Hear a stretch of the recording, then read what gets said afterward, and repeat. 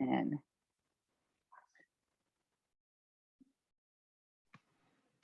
So good morning, everybody. Glad to see you all.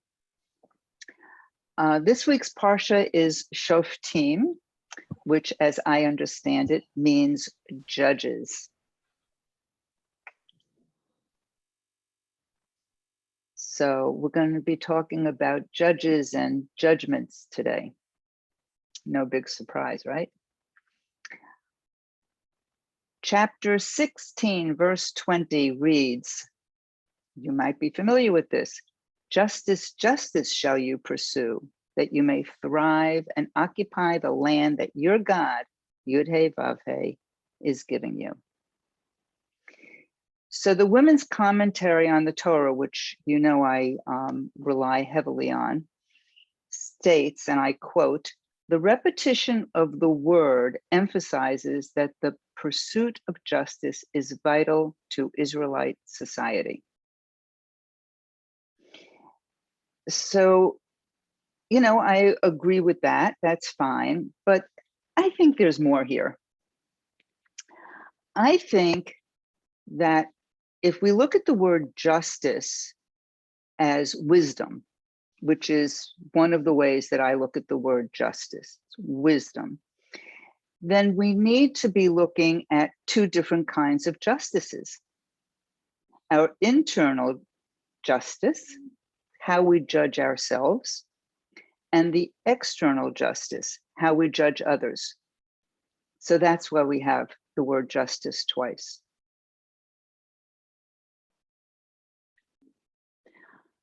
We're judging all the time. We are judges. We judge our own behavior and we judge the behavior of others.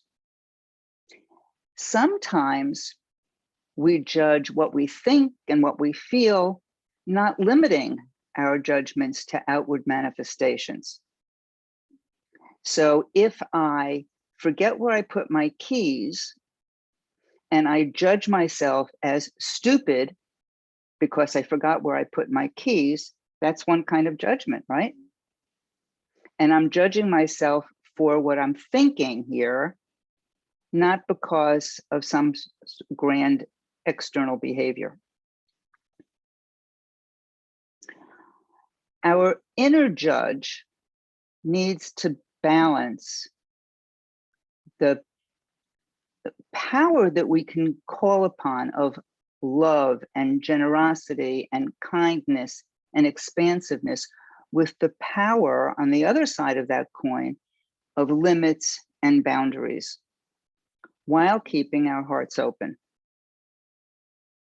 And I don't think this is easy. So if we look at justice or wisdom as kind of a combination of emet, truth, what's really real, and chesed, loving connection, then maybe we can really come up with justice in a powerful kind of way. And so knowing what's really real also brings me back to the Torah portion. In the Parsha, they talk about how the judges needed to have a minimum of 2 witnesses if there was a dispute. So you need to have witnesses to corroborate the evidence, if you will. And in the Torah portion also, if the witness is a false witness, then that witness gets the punishment that would be due to the person who committed whatever the crime was. So we need to kind of step back and be able to witness ourselves and how we are judging. And we need to do this so that we can discern wisdom and not be kind of seduced or overtaken by fear or jealousy or habitual patterns. We need to be able to discern the process of how we're judging so that we're not judging ourselves and others harshly. Another piece in this Torah portion is about cities of refuge. So in the Parsha, we're instructed to create cities of refuge where a person can run to if they've murdered somebody accidentally. And the example, and I don't remember if this example was in the Parsha or if it was in one of the commentaries I read. You're chopping wood and the axe head flies off the handle and hits somebody in the head and kills them. That's an accident. Was not intended. There had been no argument. There had been no bad blood between the two people. So the cities of refuge is a place for somebody who's committed a murder accidentally to go to where they can be safe and not be subjected to a venge killing. So, you know, then that whole process of vengeful killings just escalates. So another way to look at the city of refuge is that we need to create our own internal place of refuge from our own harsh self-judgments.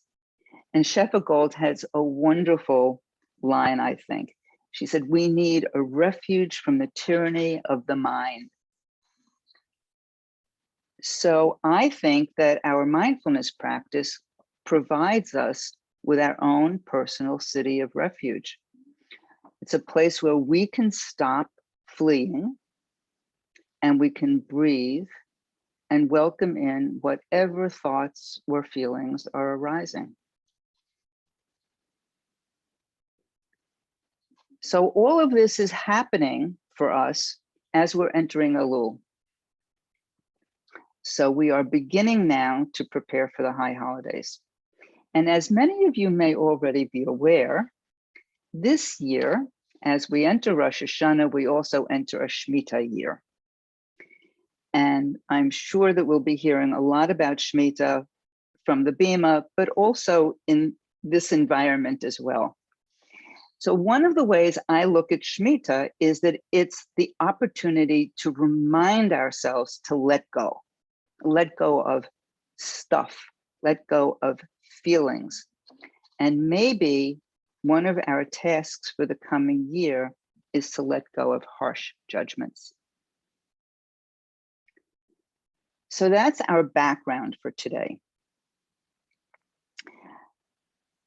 The meditation that I'm going to lead in just a moment is based upon a meditation that I was led to down a path by Rabbi Josh Feigelson.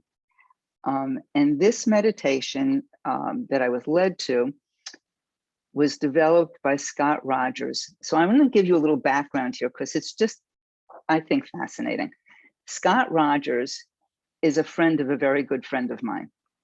And he is the founder of the Institute for Mindfulness Studies, and the director of Mindfulness in Law program at the University of Miami School of Law. And he developed this particular meditation, which he calls Just is Holmes. So if you say it quickly, it's Justice Holmes. And he draws this meditation from a phrase that Justice Oliver Wendell Holmes used in his Supreme Court decision in the case of the Baltimore and Ohio Railroad versus Goodman. And the phrase is stop, look, and listen. So this is a stop, look, and listen meditation based on Justice Holmes, my interpretation of Scott Rogers's meditation. How's that for an introduction? So I invite us all to take our seats, feel yourself well grounded wherever it is that you are sitting.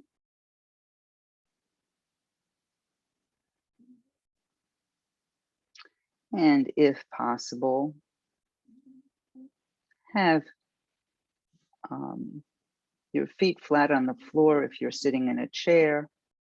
If you're sitting on a cushion, really feel yourself evenly balanced.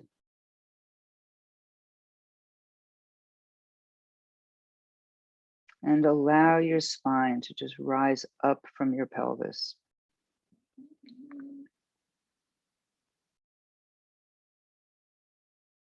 And if you'd like, you can gently close your eyes or have your gaze unfocused. Let's take a couple of cleansing breaths. Inhaling and exhaling.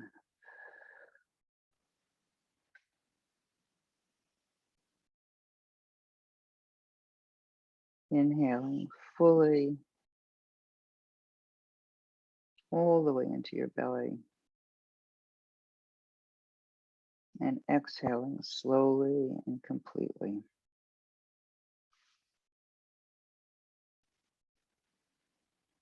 And now breathing naturally. Let's focus on the stop in this stop, look, and listen suggestion. So to stop is to pause. So we focus on our breath as a way to help us pause.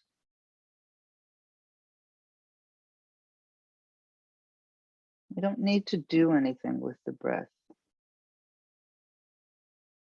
Just follow that complete inhale and the complete exhale.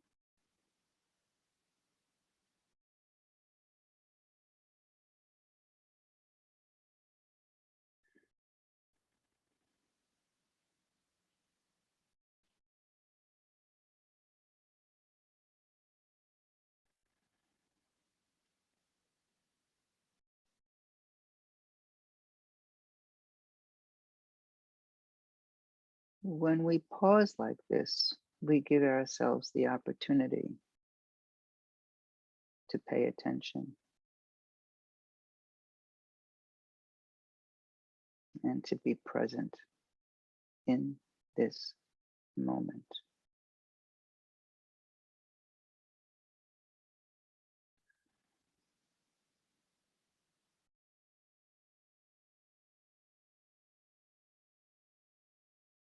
So wherever we are, we have our breath with us, and whatever is going on, we can always take a moment to pay attention to the breath.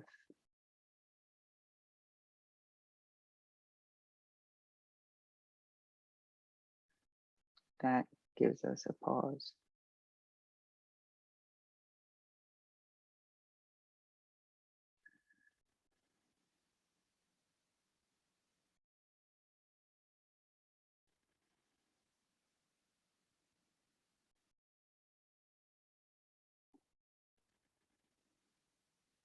Look.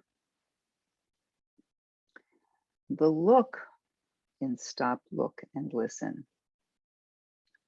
is becoming aware of the activity of the mind. Noticing what's happening in the mind, observing it.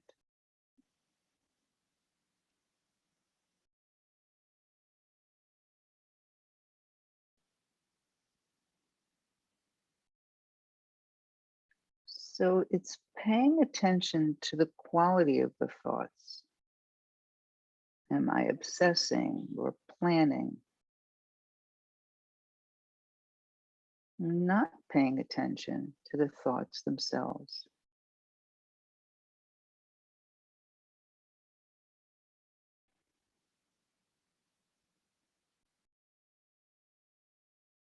can I, while sitting here and breathing, notice what arises and then allow it to subside without getting caught up in it.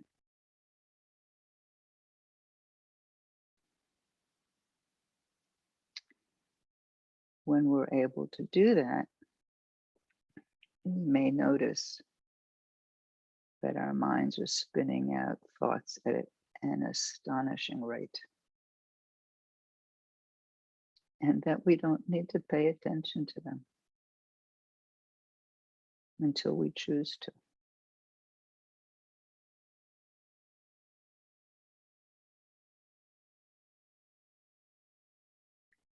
And when we find that we've gotten caught up in a thought and we're going down the path of that thought, that moment of realization is a moment of pure mindfulness. And at that point, we can choose to refocus on our breath and stop and let the entire process start again.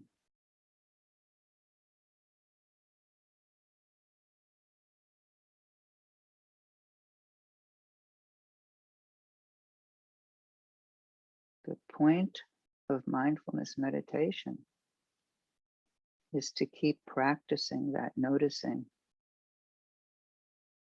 and that letting go of the thought and starting again. That's the practice.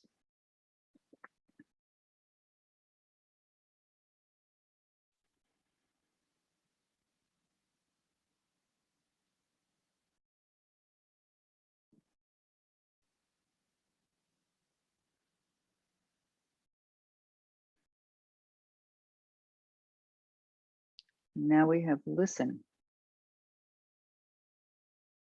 Stop, look, and listen. So now we expand our awareness to sound, noticing sounds passing and falling away.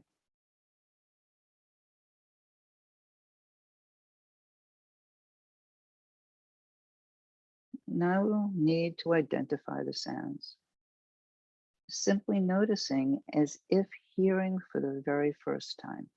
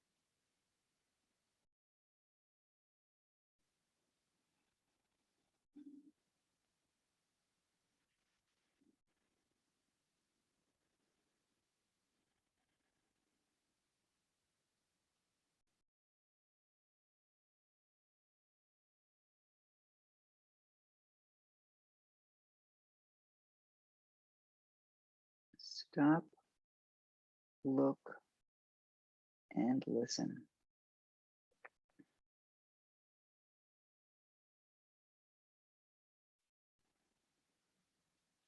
In a moment, I'll ring the chime. And I really invite you to see if you can hold on to this sense of spaciousness as you come back to the room.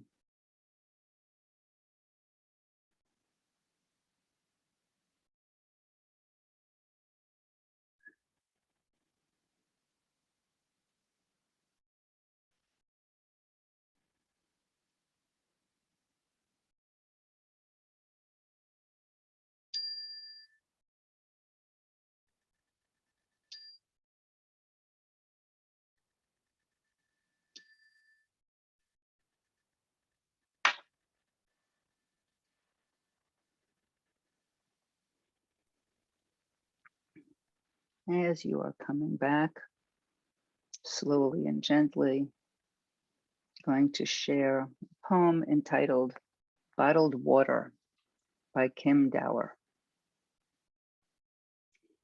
I go to the corner liquor store for a bottle of water, middle of a hectic day, must get out of the office, stop making decisions, quit obsessing. Does my blue skirt clash with my hot pink flats? Should I get my mother a caregiver or just put her in a home? And I pull open the glass refrigerator door. I am confronted by brands.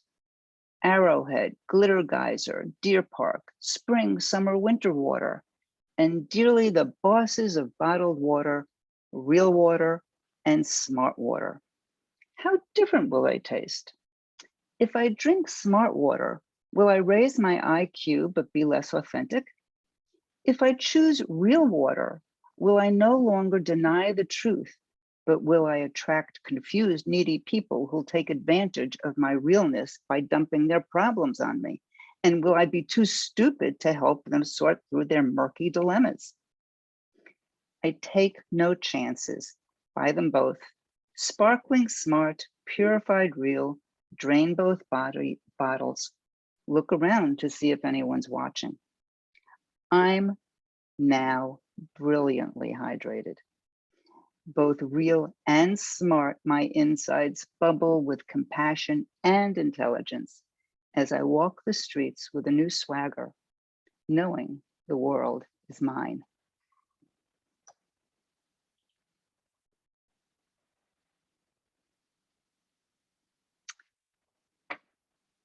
So I invite you to just unmute yourselves as you have questions or comments or insights that you'd like to share. And I am ending the recording.